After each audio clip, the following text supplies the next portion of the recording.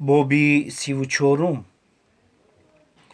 гурезаҳои мо дар деҳаи мулоамон бо мардуми таҳҷоӣ баҳсе унс гирифта ва мисли хеш табор зиндагӣ мекарданд. ёдгор аз навдаҳои ғафси туте ки бурида буданд дар ҳавлии васеъи масҷид бо ҳавсалаи том қошуқу кафлез метарошид. зубайд бошад бо ҷавонони шавқманди деҳа бофтани зиралаҳлочаю карбос ва дигар матоъҳоро ёд медод. Ӯ низ ба ҳама бошандагон писанд афтода буд. Бофандагон ӯро ба дуконҳояшон даъват намуда маслиҳатҳо мегирифтанд. ёдгор муддати 3-4 ҳафта ба ҳамаи оилаҳои мулоамонӣ як кафлезию ду қошиқи бемузду миннат тарошида дод. соҳибони хонаводаҳо арзиши кафлезу қошиқро мепурсиданд. арзиш надоранд, ҷавоб медод ёдгор ва илова мекард: 1 моҳ мешавад ки мо дар деҳаи шумо меҳмонем.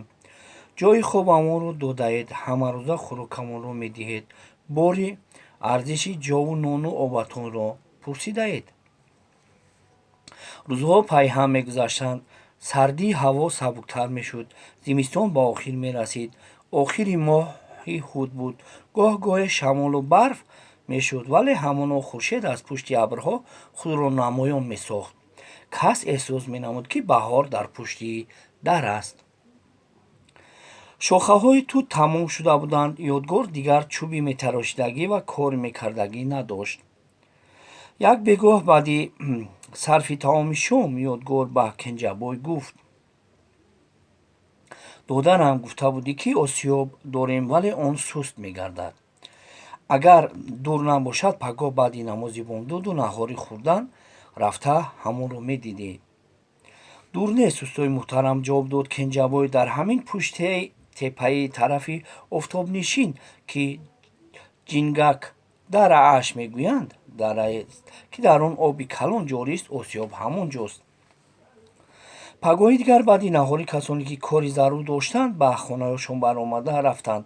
Салим ва ба кенҷаи писараш гуфт: 2-3 каси дигар андак бекортарро бигиру бо усто ҳамроҳ шавед. усто рафта бубинад, шояд ягон фикри тоза дораду осёбамон тезкортар мешавад. кенҷа, ёдгор, зубайд боз 2 нафари дигар барои дидани осёб раҳсибор шуданд. ҳамин ки теппаи тарафи ғарби деҳаро гузаштанд, капачаи осёб намоён гашт.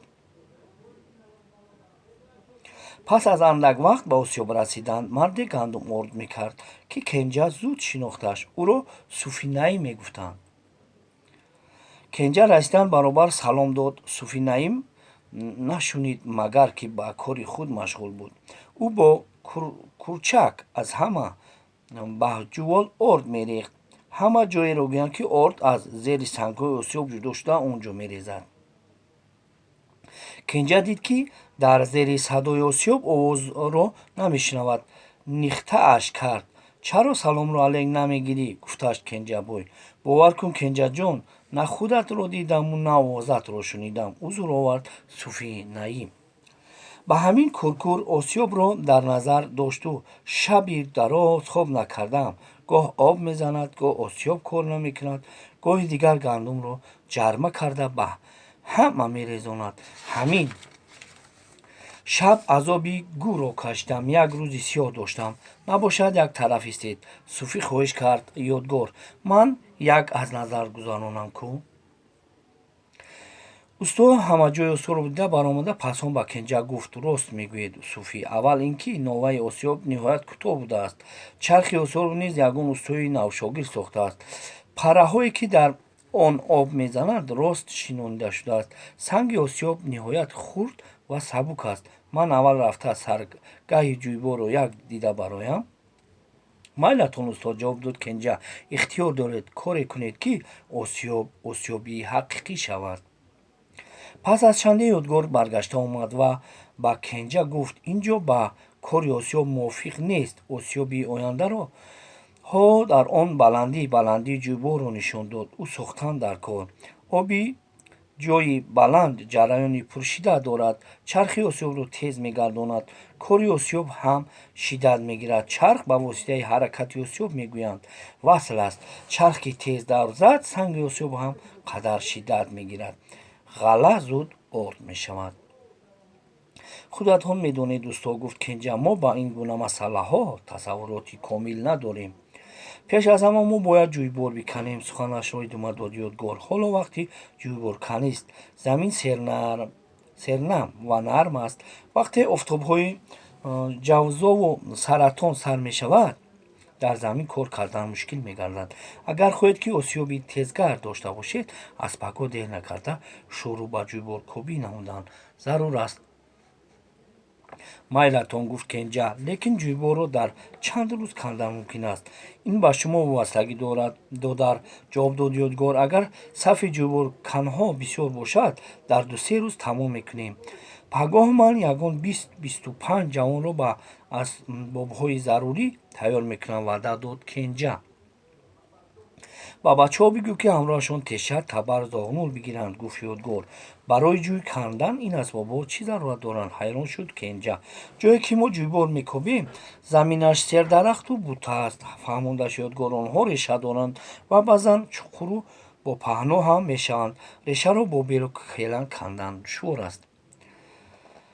дар байни ду рӯз маъракаи ҷӯйборканӣ анҷом ёфт. Ҳама мулоамониён ва аз ёдгор шоду ризоманд буданд. Шоми рӯзи сеюм дар аловхонаи масҷид баъди сарфи таом шом ёдгор ба нишастагонро оварда гуфт: ана бародарон, ҷӯйборро барои осёб сохтан кандем.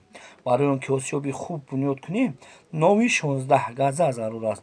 дар ин гирду атроф арчае ёфт мешавад, ки ягон 10 қадам қад дошта бошад. агар новаи осёбро аз чӯби арча бисозем, новаи хубу мустаҳкам мешавад. кӯҳи санглох пур аз арчазор аст, гуфт яке аз нишастагон. арчаҳое ҳастанд, ки 25 қадам қад доранд.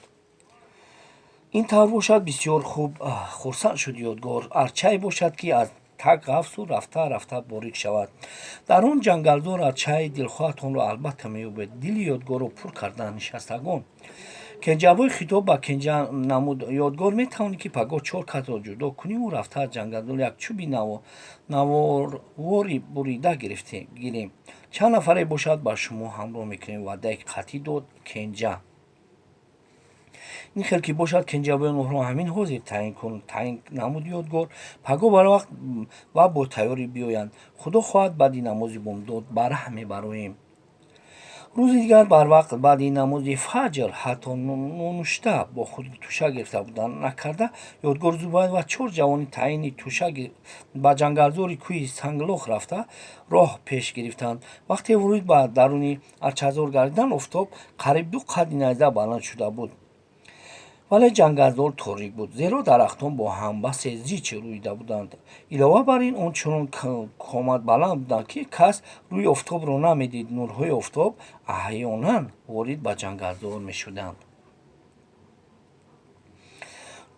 новабурони мо бо машаққати хеле зиёд дарунтари ҷангал даромаданд. усто ёдгор ҳар дарахтро ба диққат он аз назар мегузоранд, вале ҳанӯз ягон дарахтро интихоб накарда буд. ба ҷое расиданд, ки дарахтонаш тунуктар рӯида буданд. ҳам аз он дарахтони арчае, ки паҳлӯи ҳам рӯида буданд, дар ғафсиву танӯмандӣ бартарияти калон доштанд. дар ҳамин ҷо бояд мақсад ҳосил шавад, аз дил гузаронд ёдгор. нурҳои офтоб миёни дарахтонро равшанӣ намуданд. усто назди як дарахте, ки қомати баланд дошту чандон ғафс набуд, таваққуф намуд. гирдогирдаш чандин бор давр зад, хуб тамошояш кард. пас он ба ҳамроҳанаш гуфт: ана ҳамин дарахт бародарони зеби буридану бурдан ва нова сохтан аст. ҳақиқатан чӯбшинос будаед усто, гуфтанд ҳамроҳанаш. вақте ки онҳо низ ба бодиққат аз назар гузаронданд, дар ин ҷангал аз ҳамин гуна бошад, агар 5-6 тост. охир касбам ҳамин аст, хандид ёдгор. ба чӯб сару кор мегирам. агар чӯбро нашиносам, ман чӣ гуна усто чӯб тарошам? баъд ёдгор аввал худаш табаро гирифта бисмиллоҳи раҳмони раҳим бо нияти не гуфта ба кундаи арча чанд табар дад. баъд ҳамроҳонош фаҳмонд ки чӣ хел бояд табар зананд. ҷойи мебуридиатонро васеъ бигиред, таъкид намуду кори худатон осон мешавад. дуҷаҳон табарҳо дар даст ба овуридан сар карданд. агар хаста мешудед табарҳоро касони дигар мегирифтанд. кор бо завқи тамом пеш мерафт.